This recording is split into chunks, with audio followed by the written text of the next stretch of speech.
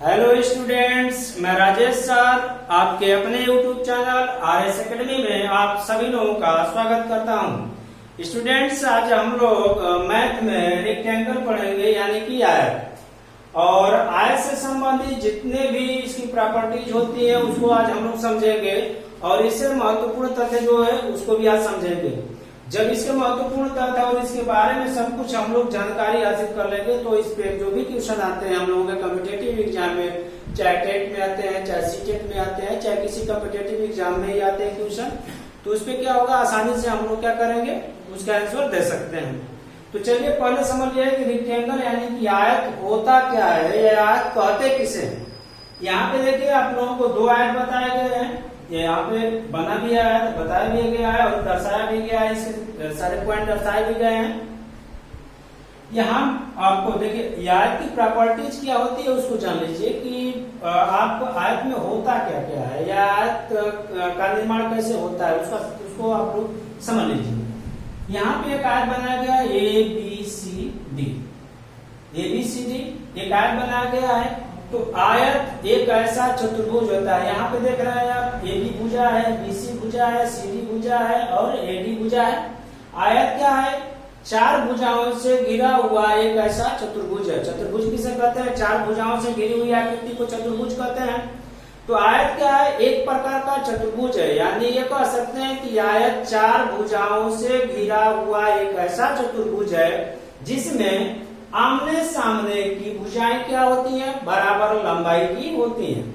यानी आयत एक ऐसा चतुर्भुज है जिसमें आमने सामने की भुजाएं क्या होती हैं, बराबर लंबाई की होती हैं। अब यहाँ पे भुजा क्या है, AB भुजा CD भुजा के क्या है, बिल्कुल इक्वल है, बराबर लंबाई की है। BC भुजा AD भुजा के क्या है, बराबर है लंबाई की। अब देखिए इसको आप लोग समझ चुके कि क्या क्या इसमें आयत में कंडीशन क्या होगी, इसकी प्रॉपर्टीज क्या होगी। अब देखिए दूसरे फिगर में समझ लीजिए। अब यहाँ पे क्या है कि आयत में ऐसा चतुर्भुज है जिसमें क्या आमने सामने की भुजाएं बराबर लंबाई की होती हैं और आयत में दो विकर्ण होते हैं। विकर्ण का मतलब अगर यहाँ से B पॉइंट से लेकर B पॉइंट को मिला देंगे तो एक विकर्ण बनेगा, A पॉइंट से लेकर C पॉइंट तक मिला देंगे तो क्या होगा, एक विकर्ण बनेगा।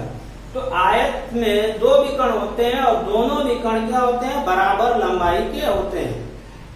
आयत में दो विकर्ण होते हैं और दोनों विकर्ण क्या होते हैं, बराबर लंबाई के होते हैं। यहाँ पे AC विकर्ण क्या है, BD विकर्ण के क्या है, बराबर है।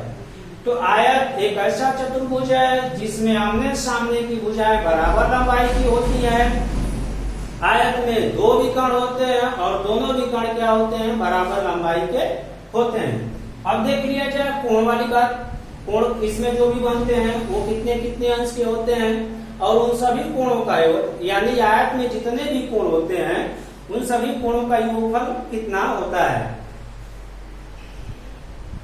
अब देख यहाँ पे क्या है, आयत में चार कोण होते हैं और चारों कोणों में से प्रत्येक कोण क्या होते हैं, 90 डिग्री के होते हैं। आयत में कितने कोण होते हैं, आयत में कुल चार कोण होते हैं और प्रत्येक कोण 90 यानी 90 डिग्री के होते हैं। यानी आयत के चारों कोण में से प्रत्येक कोण क्या होते हैं, ये भी कहा जा सकता है कि इक्वल होते हैं, बराबर कोण होते हैं। कि आयत में चारों कोणों में से प्रत्येक कोण क्या होते हैं, बराबर होते हैं, इक्वल होते हैं और प्रत्येक कोण का मान कितना होता है, 90 डिग्री यानी कि 90 अंश होता है।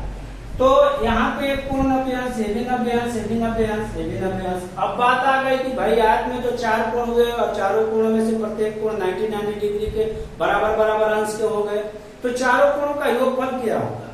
कभी क्वेश्चन आ जाए कि आयत के चारों कोणों का योगफल क्या होगा, तो आयत के चारों कोणों का योगफल जब इन सभी को जोड़ेंगे चारों को तो कितना हो जाएगा, 360 अंश।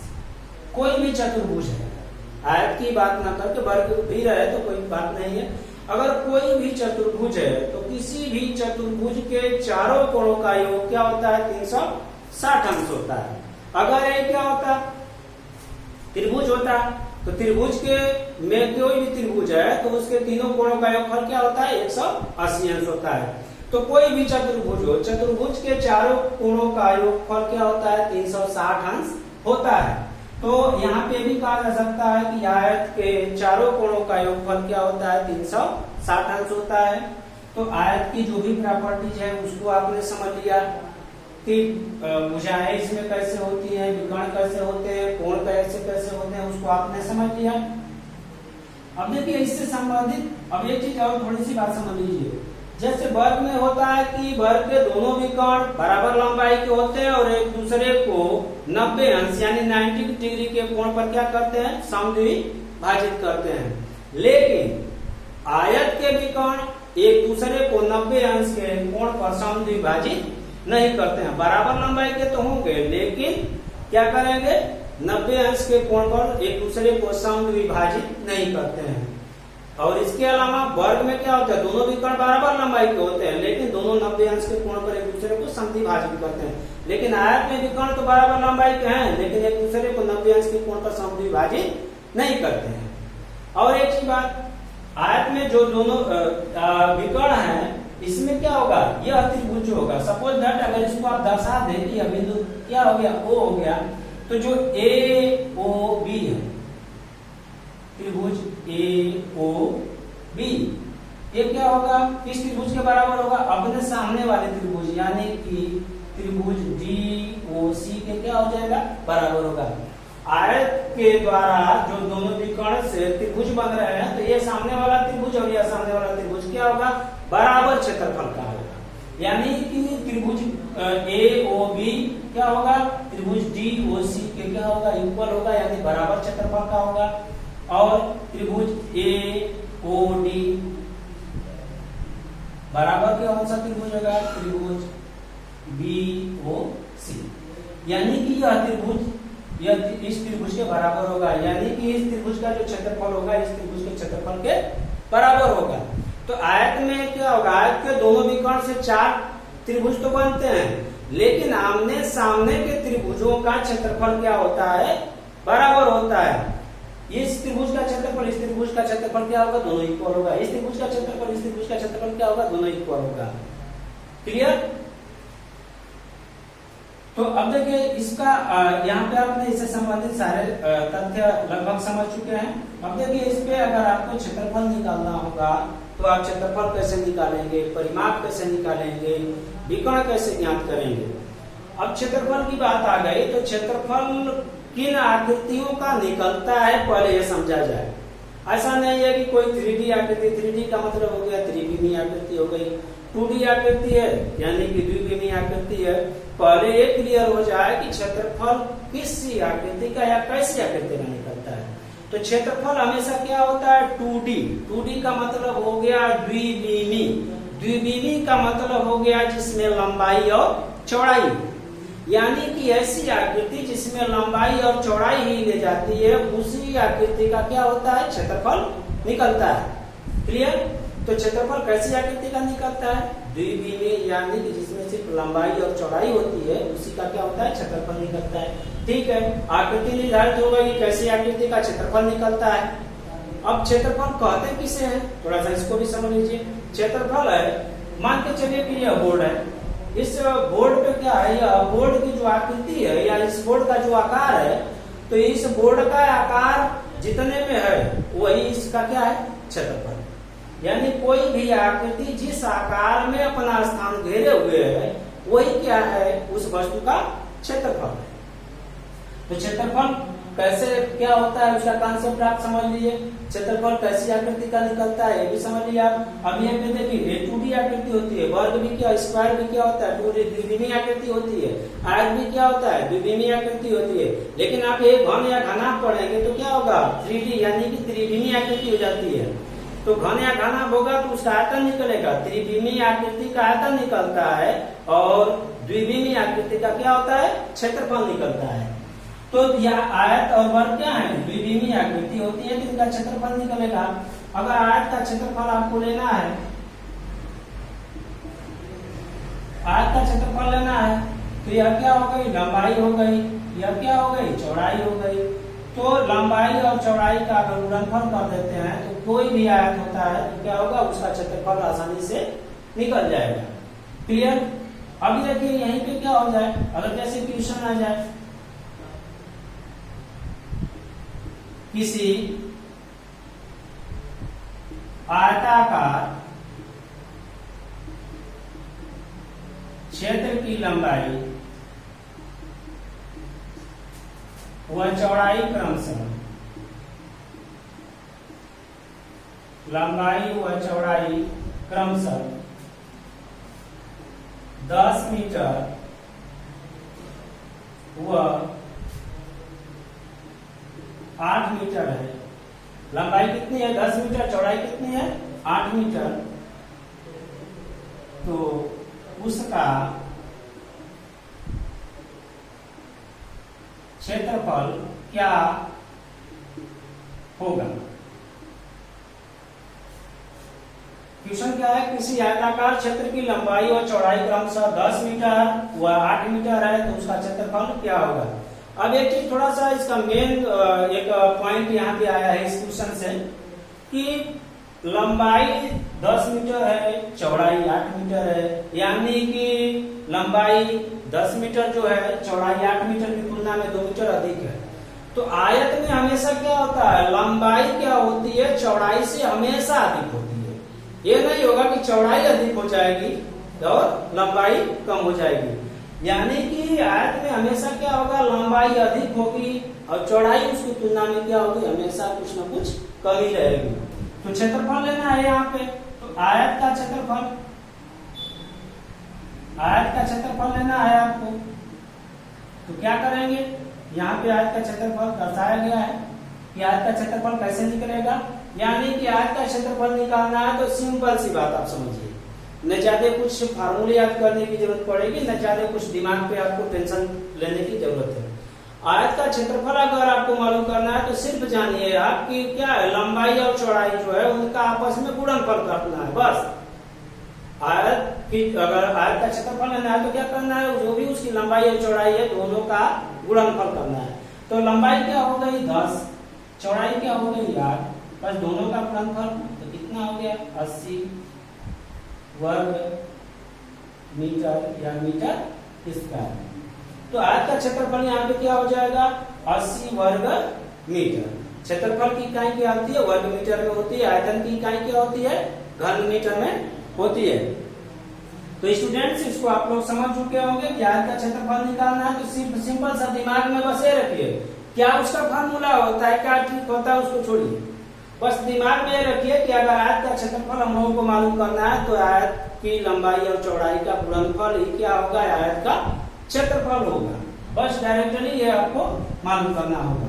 तो स्टूडेंट्स आप लोग इसको समझ चुके होंगे और इस पे आप अपने से भी ट्यूशन रख के क्या कर सकते हैं? हल कर सकते हैं।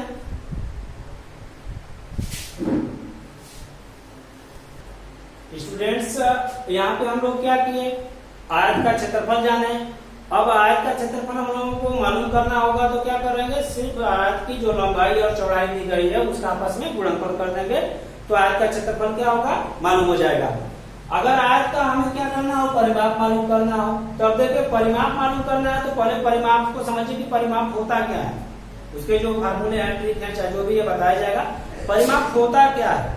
परिमाप का मतलब होता है, परि का मतलब होता है चारों तरफ से, माप का मतलब होता है मापना। कोई भी आकृति जिस भी आकार में है तो उसके किनारे किनारे पूरा एक चक्कर जो आप मापेंगे या उसके किनारे किनारे पूरा एक चक्कर की जो दूरी लेंगे वही क्या होगा? उस आकृति का क्या कहलाएगा? परिमाप कहलाएगा। तो कोई भी आकृति चाहे जिस भी आकार में है उसके किनारे किनारे का पूरा एक चक्कर की माप या एक उसके किनारे किनारे की पूरा एक चक्कर की दूरी क्या कहलाएगी? परिमाप कहलाएगी। यहाँ पे क्वेश्चन है कि एक आयताकार क्षेत्र की लंबाई व चौड़ाई क्रमशः 8 मीटर व 6 मीटर है तो उसका परिमाप क्या होगा? देखिए आयत का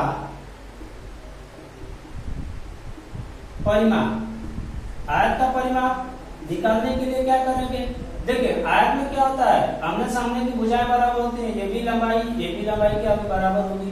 ये भी चौड़ाई क्या होगी? ये भी क्या होगी? बराबर होगी। तो अगर जोड़ा जाएगा तो 2l आएगा, 2b आएगा, यानी 2 दोनों में से क्या हो जाएगा? कॉमन हो जाएगा। तो ये लंबाई प्लस क्या हो जाएगा? ये चौड़ाई, लेंथ प्लस क्या हो जाएगा? ब्रेथ होगा। तो आयत का परिमाप बराबर क्या हो जाएगा? कि लंबाई और चौड़ाई का योग कीजिए और उसमें क्या कीजिए, आप 2 से गुणा कर दीजिए। मतलब इसका यहाँ पे यही है कि आयत का अगर परिमाप लेना है तो लंबाई और चौड़ाई को जोड़ लीजिए और जो भी योगफल आएगा उस योगफल का दुगुना कर देंगे तो परिमाप आपको क्या होगा, आसानी से मालूम हो जाएगा। अब यहाँ पे क्या होगा, ज्यादा कुछ आपको इसके फार्मूले रटने की जरूरत नहीं है। क्षेत्रफल आएगा तो लंबाई और चौड़ाई का गुणनफल करेंगे, परिमाप मालूम करना है तो लंबाई और चौड़ाई का योग करेंगे, योगफल जितना आएगा उसका क्या कर देंगे, दुगुना कर देंगे, तो उस आयत का परिमाप क्या होगा, आसानी से आपको मालूम हो जाएगा। तो लंबाई और चौड़ाई जोड़नी है, पहले जोड़ेंगे, 8 और 6 जोड़ देंगे, 8 और 6 जोड़ देंगे तो कितना हो जाएगा, 14 हो जाएगा। अब लंबाई और चौड़ाई का जो भी योग होगा उस योगफल का क्या करेंगे, आप दोगुना कर देंगे, तो 14 आ गया, 14 का दोगुना कर देंगे तो 28 मीटर हो गया। यानी इस आयत का परिमाप कितना हो गया, 28 मीटर हो गया। तो वर्ग का अगर सॉरी वर्ग नहीं है, यहाँ पे आयत है, रेक्टेंगल है, आयत का परिमाप आपको मालूम करना है तो क्या करेंगे, लंबाई और चौड़ाई का योग कर लीजिए, जो योगफल आएगा उसका दुगुना कर देंगे तो क्या होगा, डायरेक्टली आपको क्या होगा, आयत का परिमाप मालूम हो जाएगा। यहाँ पे कुछ आपको जरूरत नहीं है रखने की 2 × r + b ऐसा कुछ रखने की जरूरत नहीं है, बस उसका कॉन्सेप्ट समझिए। क्षेत्रफल के लिए लंबाई चौड़ाई का गुणनफल करेंगे और परिमाप के लिए लंबाई चौड़ाई का योग करके उसका दोगुना कर देंगे तो डायरेक्टली क्या होगा, आयत का परिमाप आपको मालूम हो जाएगा। अब यहाँ पे देखिए, अगर मान के चलिए सपोज दैट कि यही पे क्या हो जाए, क्वेश्चन चेंज कर दे, अगर 12 मीटर कर दे और ये कर दे 10 मीटर, लंबाई क्या हो गई 12 मीटर, चौड़ाई क्या हो गई 10 मीटर हो गई, तो सिंपल सा परिमाप निकालने के लिए क्या करते हैं, लंबाई और चौड़ाई का योग करते हैं, 12 और 10 जोड़ेंगे तो कितना हो जाएगा, 12 और 10 जोड़ेंगे तो 22 हो गया, और 22 का दोगुना कर देंगे तो कितना आ गया, 44 मीटर आ जाएगा। तो लंबाई और चौड़ाई का योग करके उसका दोगुना कर देंगे तो आयत का परिमाप आसानी से आपको क्या होगा, मालूम हो जाएगा। अब देखिए इसका विकर्ण कैसे निकालेंगे, विकर्ण आप जानते हैं कि विकर्ण कहते किसे हैं, यानी कि अगर बी पॉइंट से डी पॉइंट को मिला देंगे तो क्या होगा, एक विकर्ण हो जाएगा, ए पॉइंट से सी पॉइंट को मिला देंगे तो क्या हो जाएगा, एक विकर्ण हो जाएगा। अब देखिए आयत का विकर्ण कैसे निकालेंगे, जैसे ये जो क्वेश्चन हो जाए कि एक आयताकार क्षेत्र की लंबाई व चौड़ाई क्रमशः 8 मीटर व 6 मीटर है, तो उसका विकर्ण क्या होगा।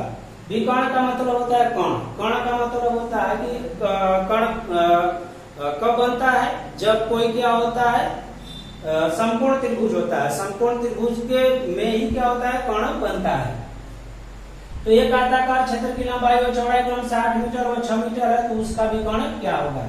विकर्ण देखिए बी और डी पॉइंट को मिला देंगे तो क्या होगा, यह एक प्रकार का विकर्ण होगा। अब विकर्ण क्या होगा, विकर्ण भी कर्ण का आता है। अब कर्ण कब बनता है, जब कोई समकोण त्रिभुज होता है तब उसमें क्या होता है, कर्ण बनता है। अब यहाँ पे क्या होता है, ये 90 डिग्री का एंगल है, तो 90 अंश से कोई भी अगर समकोण त्रिभुज का मतलब क्या होगा, अगर कोई त्रिभुज दिया गया है तो उसके तीनों कोणों में से कोई भी एक कोण अगर 90 अंश का हो गया तो वह क्या कहलाएगा, समकोण त्रिभुज कहलाएगा। त्रिभुज में 3 कोण होते हैं, तीनों कोणों में से कोई भी एक कोण अगर 90 अंश का हो गया तो क्या होगा, वह त्रिभुज क्या होगा, समकोण त्रिभुज कहलाएगा। और समकोण त्रिभुज में क्या होता है, 90 अंश के सामने की भुजा हमेशा क्या होती है, कर्ण होती है।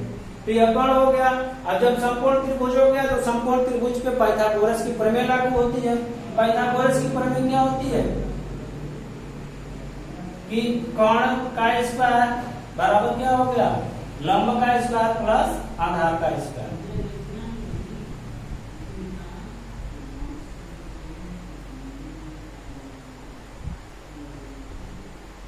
लंब का स्क्वायर प्लस आधार का स्क्वायर।